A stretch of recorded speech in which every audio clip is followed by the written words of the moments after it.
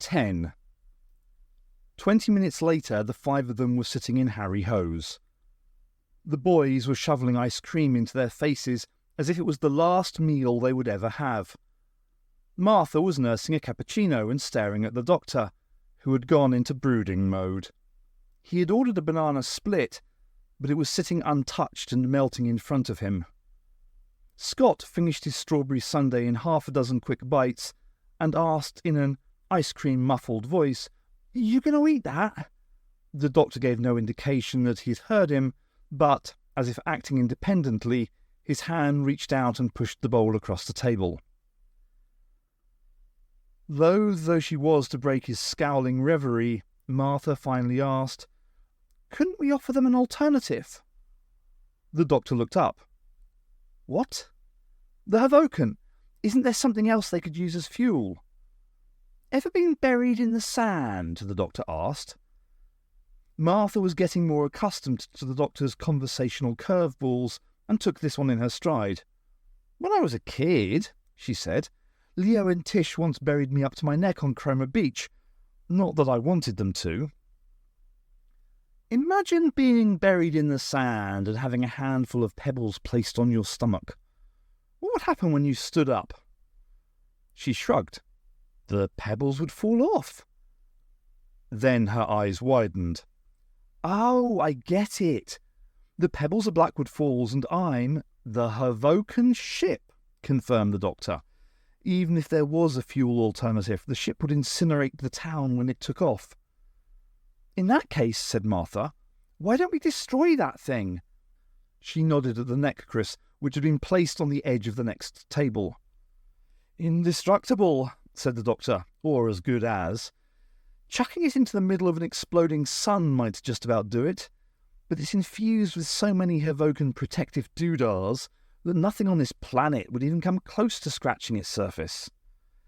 "Why is nothing ever simple?" Martha sighed. Then she sat up straight and slapped her hands decisively on her thighs. "So come on then. What we going to do?" The doctor tapped his head. "Think," he said. She sat back, lapsing into silence. Then she said, "Why don't you do what you did last time? Attack them with your blood. Send them loopy." "Once bitten, twice shy," he said. "They won't fall for that trick a second time." "So what are we going to do?" Martha asked, exasperated. Abruptly, the doctor stood up, his chair screeching backwards. "There's only one thing to do." "Which is?" "I'm going to talk to them." Everyone looked at him.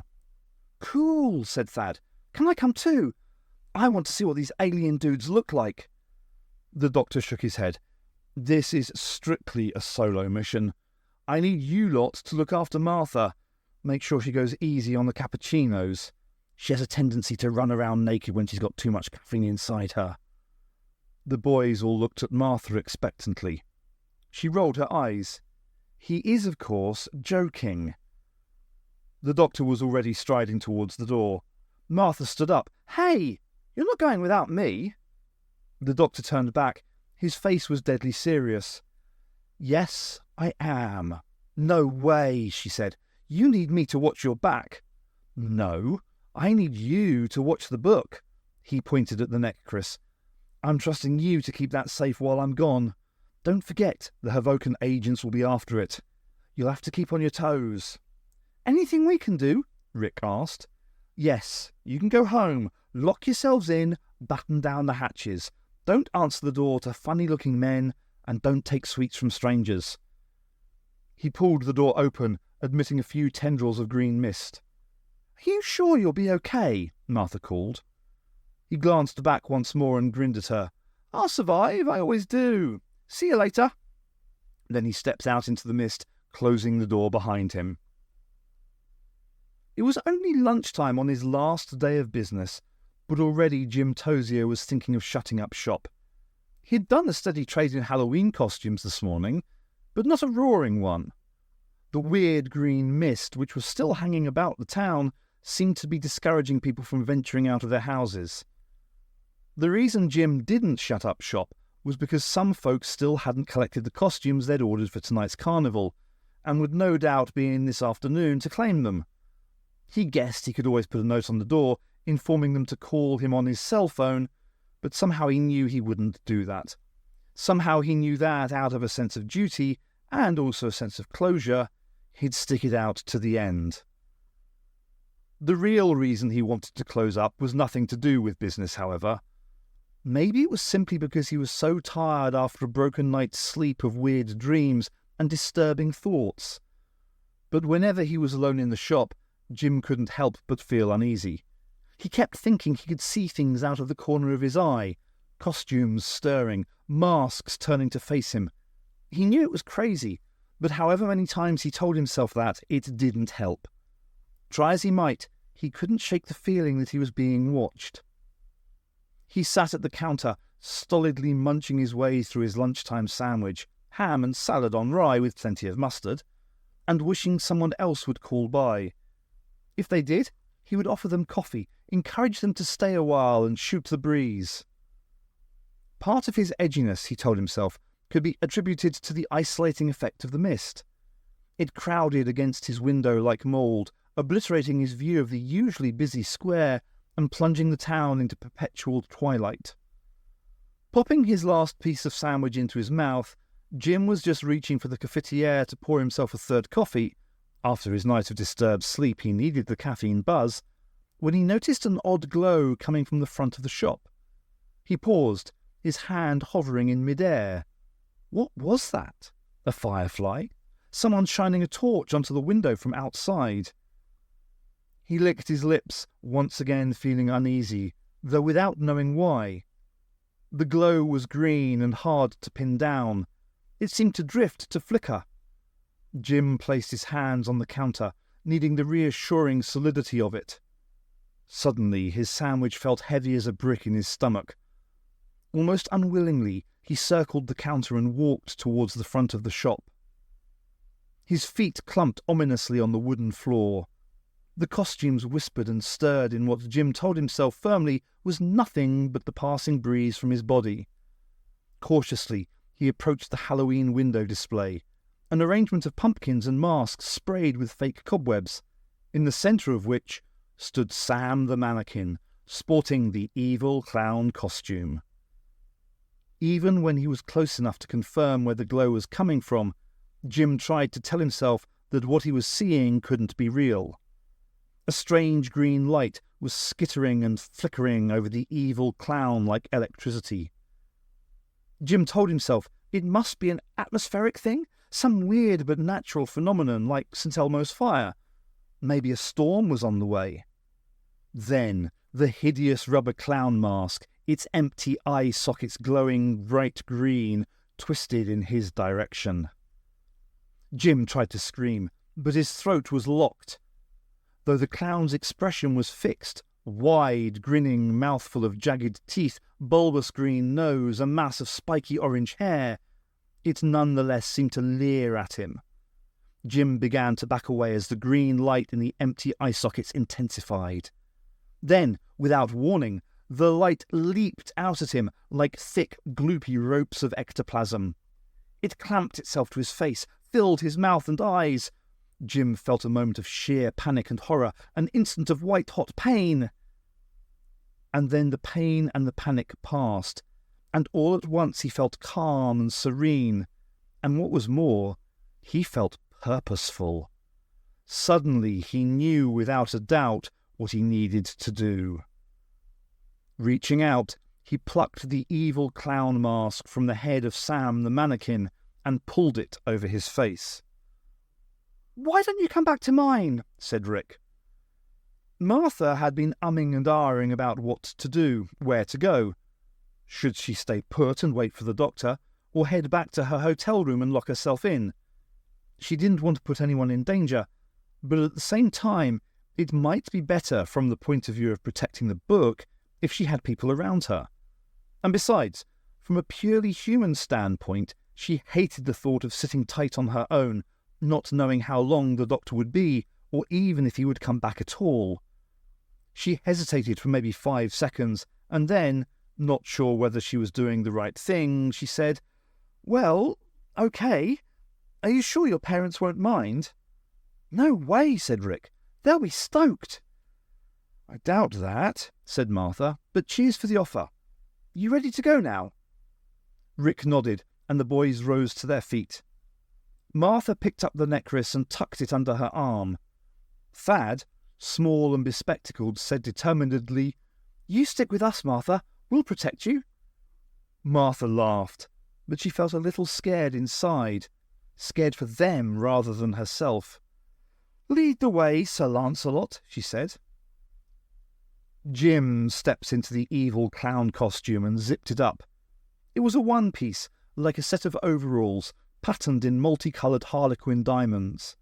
There were lacy ruffs at the wrists and ankles, and a long Velcro flap at the front studded with pom-pom-like buttons that covered the central zipper. Completing the ensemble were a pair of enormous black shoes and ridiculously large white gloves with fat, rounded fingers. The disquiet that Jim had been feeling last night and today had now disappeared completely. Since the green light had sluiced through his mind, he had been feeling good. Great, in fact. Better than he could remember feeling in a long time. He was calm and clear-headed. And yet, despite this, he wasn't entirely sure why he was dressing himself in the evil clown costume. He simply felt a compulsion to do so. That was all. It felt normal. It felt right. Fully kitted out, he clomped over to the full-length mirror beside the counter to see how he looked. It was awkward walking in the giant shoes. He had to lift his feet quite high off the ground, bending his knees so they were virtually at right angles with each step. He couldn't imagine wearing this costume for a long time. As well as becoming quickly exhausted with all the exaggerated walking, it would also be only a matter of time before he would start to feel claustrophobic in the hot, rubbery mask. He couldn't deny he looked good, though. He filled the costume out well. This was one occasion, Jim thought ruefully, when his paunch actually enhanced the sartorial effect. He admired himself for a few seconds longer, then decided it was time to take the mask off. It was getting hot. Already he could feel sweat trickling down his face. To remove the mask, though, he first had to remove the big white gloves. He tucked one of them into his armpit and tried to yank his hand out of it. But for some reason the hand was stuck. It wouldn't budge. He tried the other hand, with the same result. Ridiculous, he thought, and tried again. But his hands were well and truly stuck. It was as though they had been superglued into the white gloves. He started to feel a bit panicky. His head was full of the stifling smell of rubber. He was finding it difficult to breathe. Maybe he could pull the mask off with the big white sausage fingers. It was only loose rubber after all. But as soon as he raised his hands, he felt the mask sealing itself to his face. His panic didn't build slowly this time, but leaped into his head fully formed. Gone was the serenity he had experienced minutes before, the sense that he was doing the right thing. He clawed at the clown face, but it was no use. He could feel it tightening on his skin, suffocating him. Even worse was the sense that somehow, contained within the rubber, was a vast and evil intelligence. Jim felt it forcing its way into his mind, subsuming his thoughts. He struggled against it, fought to regain control, but it overwhelmed him, crushed him. He felt his thoughts changing, a new personality taking over. In the instant before he was swamped completely, he sensed the nature of this new personality and was horrified by it. It was alien, murderous, utterly deranged. As soon as they set foot on the pavement outside Harry Ho's, the mist closed in around them. Immediately, Martha's head began to dart left and right. She even looked up at the sky, wondering where the first attack would come from. She was hugging the necklace to her chest, both arms wrapped around it. The iron band that the doctor had fashioned with the sonic and secured snugly around the book seemed to be keeping it quiet for now, for which she was grateful. It was creepy, the way the necklace had been contracting and expanding before, like holding a lump of living flesh in her hands. The doctor had told her that iron was an effective defence against the Havocan's power, even better than salt. It blocked and deflected their energy or something. Though, to be honest, Martha wasn't too bothered what it did, as long as it worked. Flanked by the boys, she crossed the square and began walking past the line of shops on her right. There was a dry cleaner's, a drugstore, an electrical store, and an old-fashioned barber's shop with no customers. Martha could see the portly figure of the barber in the brightly lit interior, sitting in his own barber's chair, reading a newspaper. Next was a sandwich shop with a closed sign on the door, and next to that was a fancy dress place called Tozier's Costume Emporium. They were walking past this when Rick stopped so suddenly that Martha almost stumbled into the back of him. "Oof," she said. "What are you doing?" Rick was staring at the window display.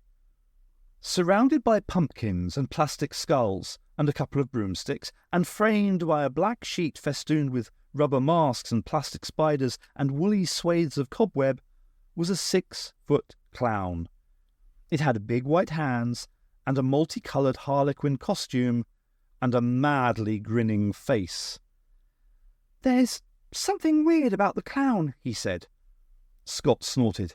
"Come on, man! That dude's been there all week." "Yeah, I know that," Rick said with a scowl. "But it's different to how it was before. More real, somehow." "Or you're just—" Scott began. But then Thad said, "Nah, Rick's right. Look at its eyes." They all craned forward to peer through the mist. Instead of the previously blank eye sockets, the clown had what appeared to be real, gleaming, staring eyes. What was more, the eyes seemed to be glowing with a soft green light.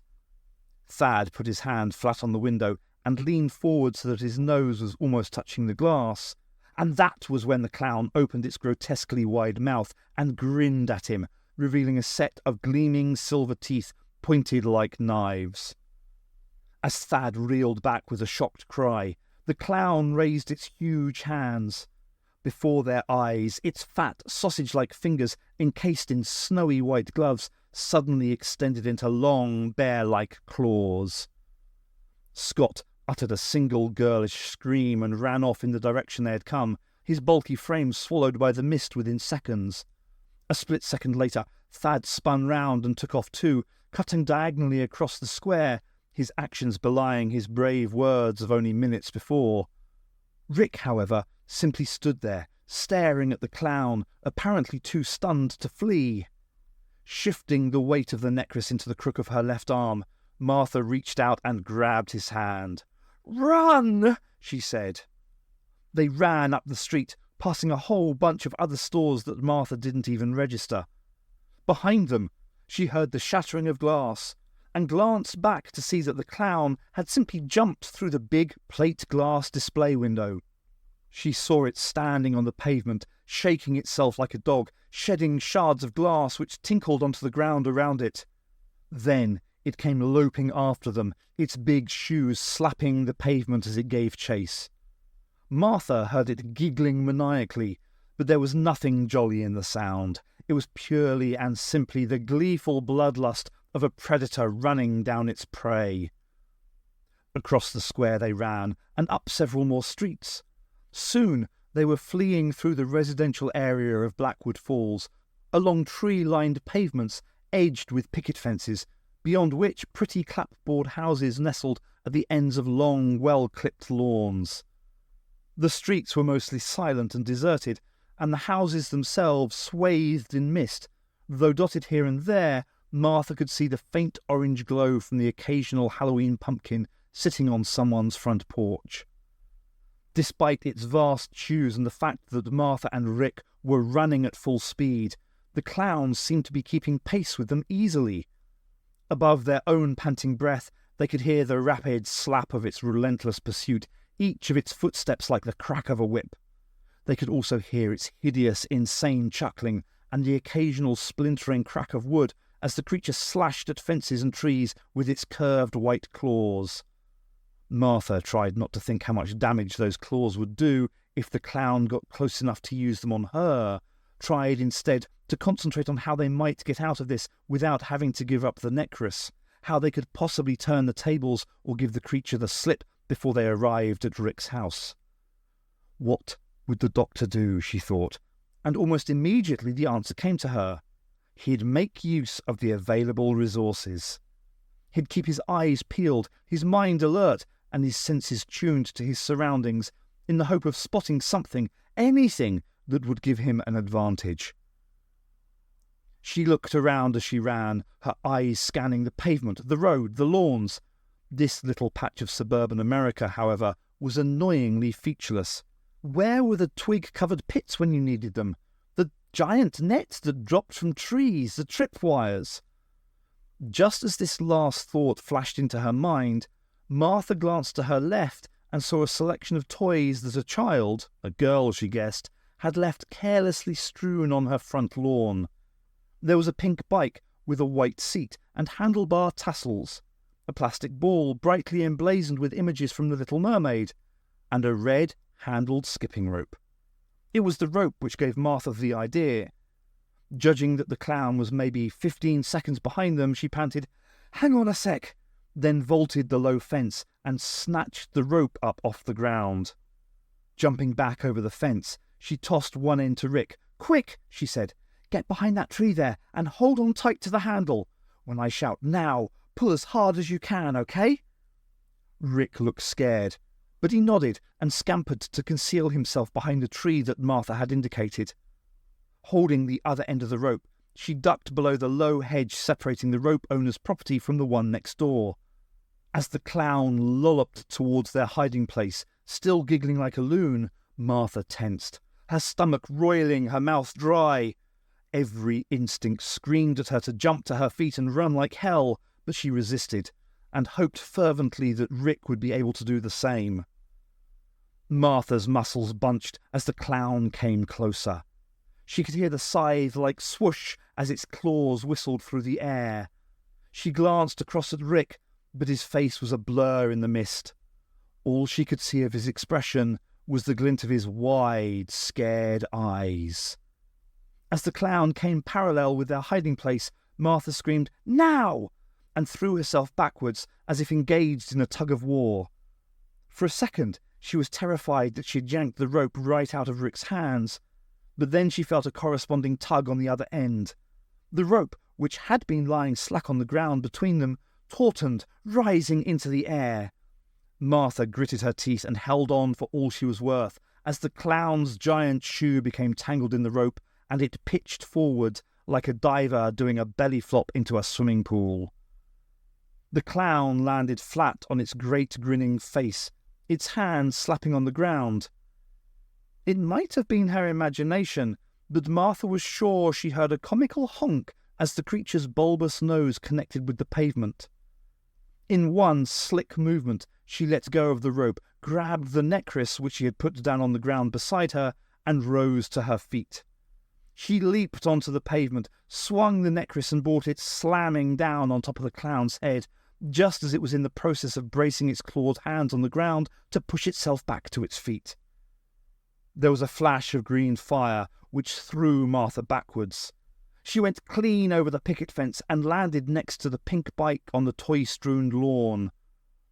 For a moment she lay there, dazed, wondering whether she had been struck by lightning. Then she heard a muffled groaning sound and propped herself up on her elbows. The groaning was coming from the clown, which was lying on its back on the ground, holding its head. From the murky gloom on the other side of the pavement, a dark shape crept forward. It was Rick, a wary expression on his face. He looked down at the clown and then at Martha. "I think you broke the spell," he said. "When you hit him with the book, I think you bust a connection or something." "Careful," Martha said as Rick took a step closer. "I think it's okay," Rick said. "I think he's just a regular guy in a mask now. Look at his hands. They're back to normal. And his face. It's just rubber again. It doesn't look alive anymore." Martha scrambled to her feet. Still feeling woozy, she shook her head. She handed the necklace to Rick and said, "Give him another whack if he makes any sudden moves."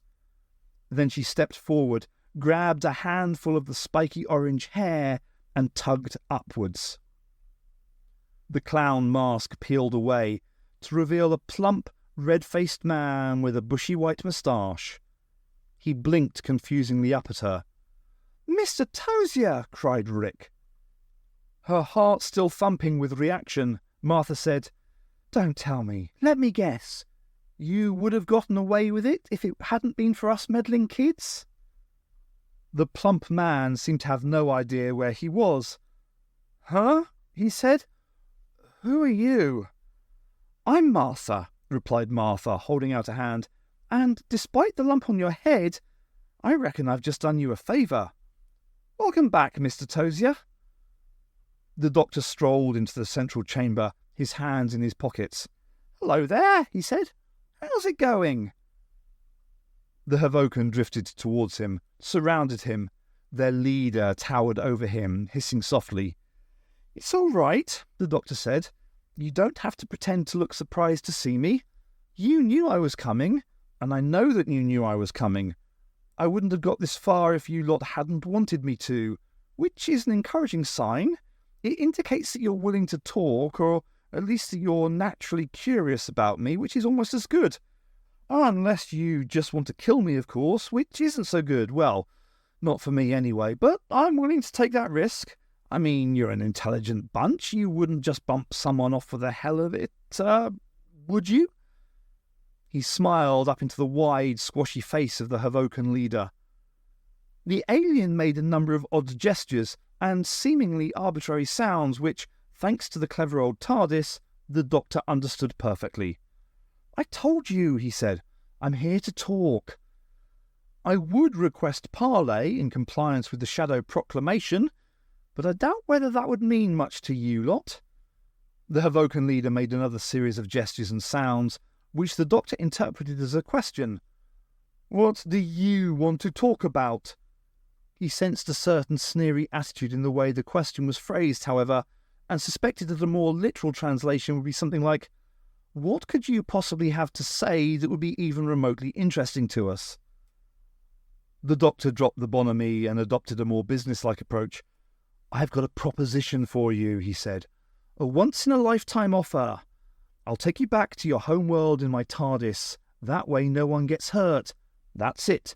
Simple and straightforward. Take it or leave it." The Havocan looked at each other. The doctor could almost sense the thoughts zipping between them. Then they did something odd.